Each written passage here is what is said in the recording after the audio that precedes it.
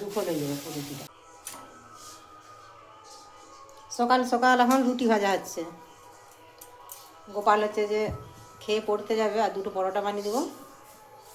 ও হচ্ছে যে টিফিন নিয়ে যাবে। আর যেহেতু সারাদিন পড়া, সেই জন্যই আর কি। এই যে রুটি আর আলু ভাজা করবো। এইভাবে এক পিঠ প্রথমে সেঁকে নিয়েছি, তারপরে আর এক পিঠটা এইভাবে সেঁকবো। এই যে এইভাবে। এই রুটি ভাজাটা শিখেছিলাম আমি রাজস্থানে মারোয়াড়িদের কাছ থেকে। ওরা এইভাবেই সেঁকে, খুব সুন্দর ফুলে। এইভাবে হাতে করে করে খুন্তির প্রয়োজন হয় না।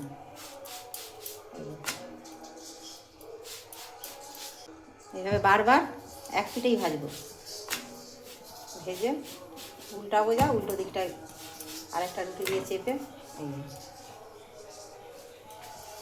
এবারে এর উপরে একটা রুটি দিয়ে দেবো, দিয়ে খুব সুন্দর কিন্তু ফুলে যাবে।